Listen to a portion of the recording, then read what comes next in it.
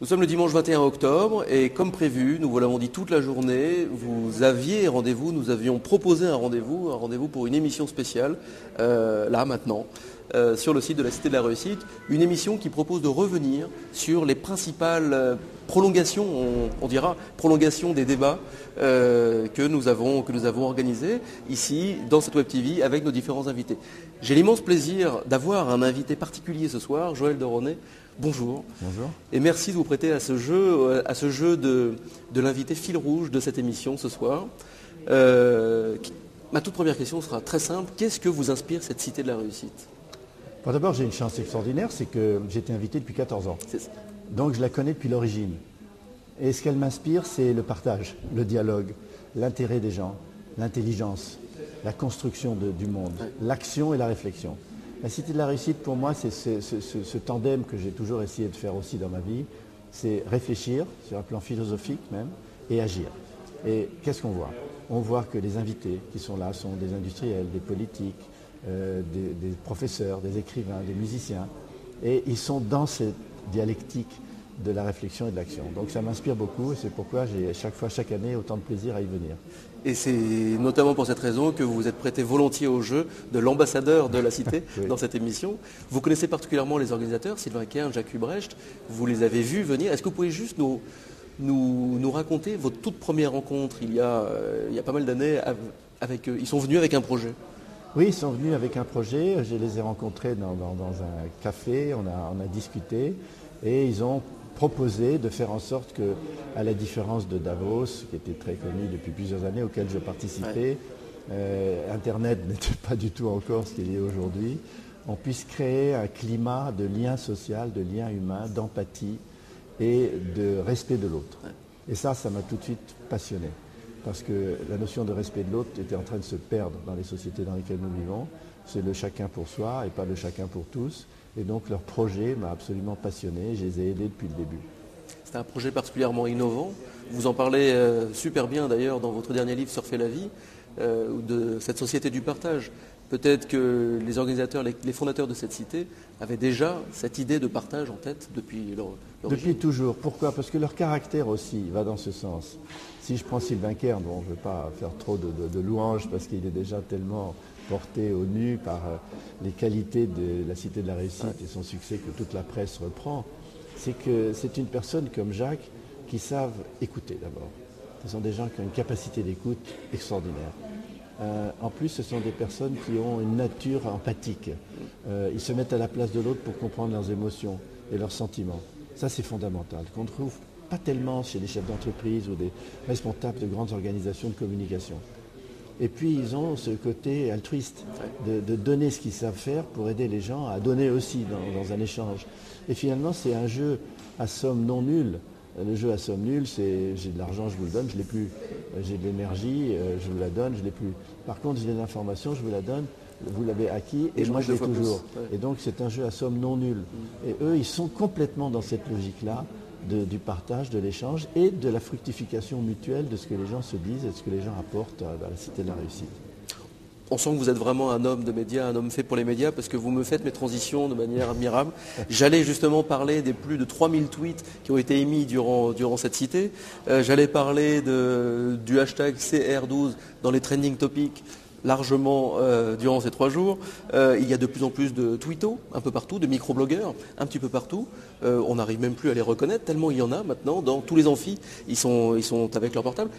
D'ailleurs, est-ce que ça vous fait un effet perturbateur de vous adresser à des crânes plutôt qu'à des têtes qui vous regardent, mais maintenant à des crânes qui sont Non, absolument plongés ? pas. D'abord, je m'en sers beaucoup. Il y a par exemple des petites entreprises, je vais la citer comme Balloon, ou d'ailleurs ce que fait aussi Triple C, c'est d'envoyer en permanence des tweets qu'on voit apparaître sur un grand écran quand quelqu'un parle. J'ai fait une conférence à l'UNESCO devant 1500 personnes, et bien en bas de l'écran où on me voyait, il y avait ce que les gens pensaient de moi. Et moi, ce que je fais très souvent, devant ce type d'audience, je mets mon iPhone ouvert à @deronet, donc à Twitter, à ce qu'on dit connexion, et à ce moment-là, je vois défiler les commentaires des gens, ce qui me permet de me réorienter en temps réel, en quelque sorte. C'est une adaptation du surfeur d'ailleurs, dont vous parlez encore. L'adaptation du surfeur, c'est la clé. Dans une situation de mobilité permanente, et le surfeur est un des seuls sports qu'il pratique sur une surface mouvante sous lui, quand on est en train de donner une conférence, on est dans le flux. Les gens sont dans le flux de réception, moi je suis dans le flux d'émission. Et si les deux flux peuvent se coordonner l'un par rapport à l'autre, ce qui s'appelle un rapport de flux, moi je le vois sur mon iPhone. Et ça me permet, je vois quelquefois assez sympa ce qu'il dit le prof, mais on ne comprend rien. Et par exemple. Et donc vous revenez sur le point. Je reviens un peu sur le terme précédent qui dans tout toujours donc en plateau avec Joël de René. Joël, qu'est-ce que ça vous évoque, vous, cette fameuse génération Y dont on nous parle, et sans forcément savoir vraiment ce que c'est d'ailleurs? Bon, d'abord, un commentaire sur laisser ces jeunes tranquilles. Je pense qu'il faut faire un peu plus que ça. Non seulement il faut les laisser tranquilles, il faut les aider. Il faut les accompagner, il faut catalyser leurs idées. Le gouvernement, il a son kit habituel de réglementation et de régulation, on l'a vu pour les droits d'auteur, etc. Le gouvernement, en fait, dans un pays où il y a plein d'idées, plein de start-up, plein d'imagination, plein d'innovation, devrait accompagner le mouvement, la vague. Il devrait aider à surfer les gens plutôt que les réglementer. Bon. Alors, cette génération, elle a des avantages, elle a des inconvénients. Parmi ces grands avantages, c'est la capacité à évoluer dans la complexité. Le jeu vidéo les a aidés à évoluer dans la complexité. Donc ils s'y retrouvent. Et ils ont l'habitude de comparer. Ils lisent la presse avec Twitter, avec plusieurs 140 caractères, et puis ça envoie à plein de journaux. Ils comparent entre eux. Ensuite, sur les réseaux sociaux, ils disent qu'est-ce que tu en penses. Donc il y a un côté de partage qui permet de lire l'information de manière différente. Nos parents, nos grands-parents, ils avaient leur journal quotidien, leur émission de télévision, ils étaient devant, ils avaient qu'une vision monodimensionnelle. Donc l'avantage de cette génération, c'est une vision multidimensionnelle du monde, dans laquelle on peut inclure la solidarité et l'environnement, aussi, auxquels ils sont très sensibles. C'est une prise de conscience globale de son environnement. C'est une prise de conscience globale, ils ont une vision systémique de l'environnement, ils ont une vision systémique de la relation avec les autres, ils ont une vision extrêmement intéressée de la relation à l'autre, ce que les autres peuvent leur apporter. Il y a un côté un peu égocentrique, comme sur Facebook, moi, ma maison, mon scooter, mes vacances. Mais l'avantage, c'est le multitasking, la capacité de faire plusieurs choses en même temps d'une manière réellement consciente. Ce sont des mutants. J'ai un mot qui fait rire, mais je fais exprès de le dire. Ce sont des mutants hybrides, bionumériques, géolocalisés. Des mutants hybrides, bionumériques, géolocalisés. Ça veut dire qu'ils ne sont plus pareils. Michel Serres l'a très bien compris avec la petite poussette. Ils sont dans un autre monde. Ils sont dans un monde différent. Et il faut que nous comprenions ce paradigme, qui est le paradigme de la civilisation du numérique et de la culture du numérique. Donc ils ont cette culture du numérique. Ils peuvent beaucoup aider les générations plus âgées à comprendre la transversalité des usages des apps, des logiciels, d'Internet et d'un ordinateur en même temps, alors que les plus âgés ont une vision très verticale de leur utilisation. Mais ils ont des inconvénients. L'inconvénient, c'est court terme. Ils sont trop court-termistes. Et ils ont du mal à penser 3 ans, 4 ans, 5 ans, 10 ans avant. Ils voient la semaine d'après, le mois d'après. Ça je le regrette et je leur reproche quand je les vois. Et quand je leur explique qu'il faut avoir une vision prospective, finalement, ils me comprennent. Je pense aussi qu'il y a le côté de la gratification instantanée, qu'on appelle aux États-Unis instant gratification, IG. Je clique, j'ai le résultat. J'envoie un tweet, j'ai le résultat. Il s'envoie en moyenne 80 tweets par jour. En moyenne. Donc c'est une sorte de bourse ou de l'amour. Tu m'aimes pas, et avec plusieurs personnes en même temps. Et ça, c'est quelque chose qui détourne de ces buts, me semble-t-il, de la dynamique de son équilibre personnel. Et je crois qu'une des grandes qualités de la vie, c'est d'être capable de corriger les déséquilibres. Mais pour ça, il faut en être conscient. Et pour être conscient de ces déséquilibres, il faut avoir une vision dynamique de son équilibre, comme le surfeur, encore une fois. Le surfeur, il n'est pas en équilibre, il est constamment en déséquilibre sur sa planche. On dit, regardez, il est en équilibre. Pas du tout. Mais la vie est un déséquilibre permanent. Mais la vie est un déséquilibre permanent. Et la vie, c'est une oscillation de correction d'écart à l'équilibre. Encore faut-il avoir un équilibre dynamique, pas un équilibre statique, donc un cap. Et ça, je regrette que très souvent, ils ne l'ont pas. Mais est-ce qu'il n'y a pas une espèce de schizophrénie de la jeunesse, justement, aujourd'hui, entre ce que l'on est ou ce que l'on veut être, ce que l'on représente, en tout cas, grâce aux réseaux sociaux et grâce à son image numérique, et puis ce que l'on est de manière très intime, mais qu'on oublie ou qu'on ne montre plus? Je ne pense pas que le mot est un peu fort, schizophrénie. Je dirais une frustration. Cette frustration, elle est très forte dans une société de l'égoïsme dans laquelle nous vivons, une société du rapport de force, une société pyramidale, du top-down. Ça, ils sont extrêmement frustrés parce qu'ils viennent d'un monde virtuel où parfois ils sont même un peu des zombies virtuels, ils sont parfois des avatars. Et tout d'un coup, ils se trouvent confrontés à la réalité d'un monde avec des rapports de force très puissants et ils ont un choc et une frustration. Quand ils rentrent dans l'entreprise, et pourquoi je parle beaucoup aux chefs d'entreprise, de préparer l'entreprise pour la génération Y, sinon ils ont un véritable choc culturel. Mais par contre, on peut énormément bénéficier de leur culture numérique en les aidant à mieux comprendre l'entreprise. Parce qu'ils ont passé des diplômes peut-être, mais ces diplômes, c'est pour faire de l'économie, pour faire de la physique, pour faire d'être ingénieur, mais on ne leur apprend pas l'entreprise. Or, l'entreprise, c'est un écosystème extrêmement particulier. On leur apprend mal. Mais on leur apprend mal l'entreprise, les rapports entre les gens, la hiérarchie, alors que leur écosystème à eux est complètement différent. C'est un écosystème du partage, de la transversalité, de l'entraide. Et l'entreprise n'est pas ça. Donc on l'a vu, le partage, il faut partager la ville, il faut partager la planète, et tout part de ce constat que notre monde est fini. Les ressources de notre monde sont terminées. Non, notre planète n'est plus inépuisable. Donc maintenant, il faut partager sereinement. Qu'est-ce que ça vous inspire ? Ce que ça m'inspire, c'est que la notion de développement durable est finalement une mauvaise définition, parce qu'elle est traduite de l'anglais Sustainable Development, et on ne pouvait pas dire développement soutenable, donc on a dit développement durable. Mais en fait, si on y pense, c'est l'amortissement du capital terre, le développement durable. On n'a jamais pensé que la terre était un capital de ressources qu'il fallait amortir avec du temps, de l'énergie. C'est ça le développement durable, c'est réinvestir du temps, de l'énergie, de l'information dans le capital terre pour le protéger. Et puis cette notion qu'elle développe aussi d'économie circulaire, je la trouve passionnante, mais je la rends encore peut-être plus pratique et pragmatique en parlant d'écologie industrielle. Et ça, c'est un terme que j'ai emprunté à mon ami Suren Erkman, qui est professeur à Lausanne et qui a écrit un livre, Industrial Ecology, qui est dans le monde entier traduit et utilisé. Qu'est-ce que ça veut dire ? Ça veut dire que dans un technoparc ou dans un parc industriel ou dans une zone industrielle, les outputs des uns peuvent être les inputs des autres, c'est-à-dire les déchets d'une entreprise peuvent être en fait de la matière première à valeur ajoutée pour une autre. Donc il s'agit de faire un bilan énergétique global et ensuite de voir comment les flux d'énergie et les flux d'informations peuvent aider les uns et les autres, non pas simplement à s'entraider, à partager, mais à gagner de l'argent avec ce qui était considéré comme des rejets. Par exemple, une chaleur rejetée par une cimenterie peut être très réutilisée pour une autre entreprise. Ça, c'est une première chose. Et puis je pense que cette notion de partage écologique est fondamentale chez les jeunes générations, parce que eux, ils sont nés avec les dégâts écologiques, sont nés avec la nécessité de passer, comme je le dis souvent, du chacun pour tous au chacun pour soi. Et malheureusement, parfois, ils sont en contradiction avec leur vision écologique quand ils utilisent une voiture ou un scooter pour aller à un certain endroit au lieu d'y aller à pied, ce qui est très proche, ou fumer des cigarettes. Parce que dans cette génération-là, il y a 40%, ou à peu près plus, qui fument. Donc, et les voitures, c'est vraiment un exemple troublant. On l'avait évoqué avec François Lot, justement. 98% du temps, sa voiture reste à quai. Absolument. Elle ne bouge pas. D'ailleurs, on s'aperçoit qu'il y a un désenchantement dans cette génération-là. Je ne dis pas dans des générations plus âgées qui ont absolument besoin de la voiture puisqu'ils sont en province pour aller travailler. Je ne dis pas ça. Mais il y a un désenchantement de la bagnole en tant que propriété. Tu as ta bagnole, j'ai ma bagnole. On pense plutôt au covoiturage.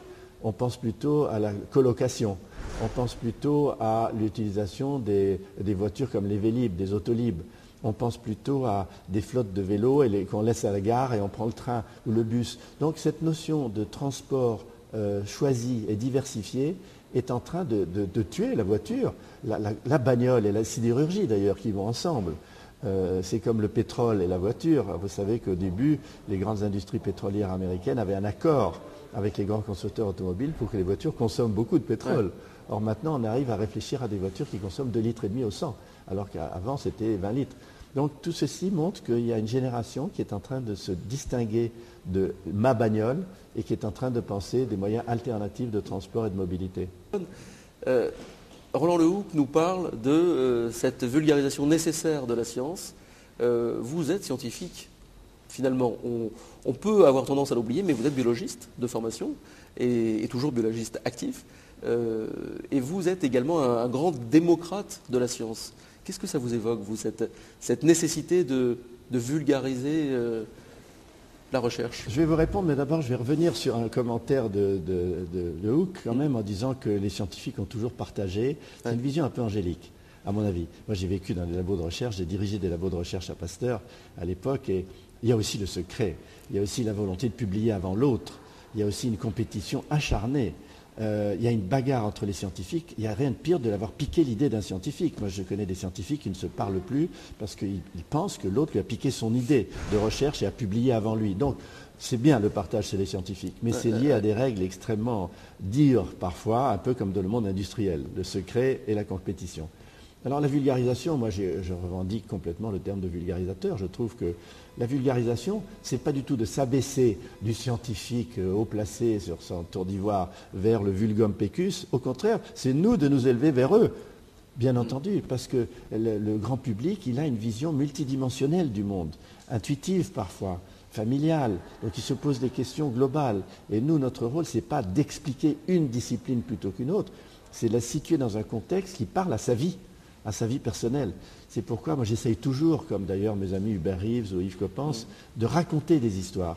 On est des conteurs d'histoires, les scientifiques. Et il faut utiliser des images, ne pas avoir peur des analogies. La cellule, l'usine, pourquoi pas. Et donc je pense que cette vulgarisation, c'est vraiment la démocratisation de la science, dans la mesure où on en a un retour, et il faut créer les conditions de ce retour, que les gens puissent évaluer ce qu'ils ont compris, et c'est pourquoi les réseaux sociaux, l'Internet nous aident énormément. Et il se trouve que comme scientifique vulgarisateur, j'écris des livres, j'ai 3 livres gratuits sur Internet, on peut les télécharger entièrement, avec les commentaires. Sur joelderonet.com, carrefourdufutur.com également. Voilà, deronet.com, Carrefour du Futur. Donc, ces livres sont gratuits. J'ai 5 ou 6 blogs. J'ai 2 pages Facebook FAD. Compte Twitter.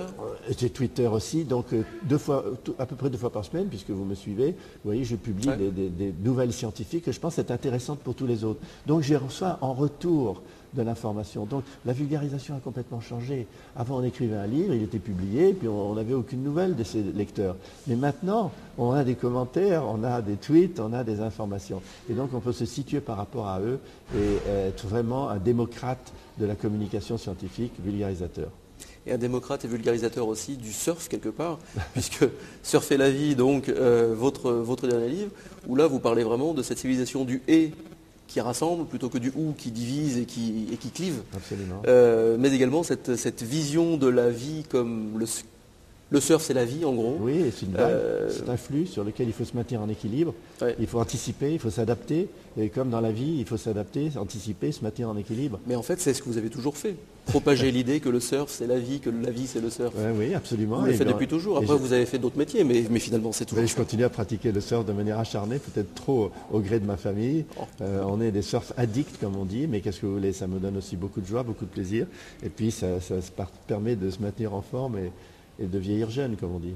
Alors, il y a une tradition dans ces émissions, c'est qu'on laisse le mot de la fin à nos invités.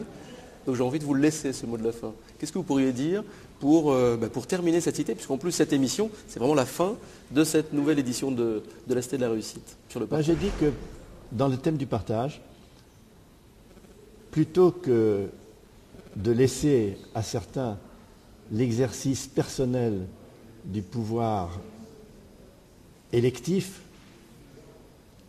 participons ensemble à la pratique d'un pouvoir et d'une intelligence collective. Plutôt qu'en haut du pouvoir pyramidal, mettons en place les moyens et les outils d'un pouvoir transversal qui respecte les uns et les autres, les libertés humaines, et qui permet de construire l'avenir en lui donnant du sens. Merci beaucoup Joël Deronet d'avoir accepté de jouer le jeu de cette émission. Merci aux organisateurs de cette Cité de la Réussite, à la Sorbonne. Merci à nos amis de la Gilet Carré pour la réalisation, à un air de chat pour les moyens techniques, à l'équipe que j'ai l'honneur et le plaisir d'orchestrer, on va dire, de coordonner, Sylvain, Amélie, Sophie, merci beaucoup. Et merci à tous nos amis, à vous derrière l'écran, à vous twittos, à vous microblogueurs, à vous blogueurs, merci à vous. C'est la fin de la Cité de la Réussite. Merci et à bientôt. Merci beaucoup.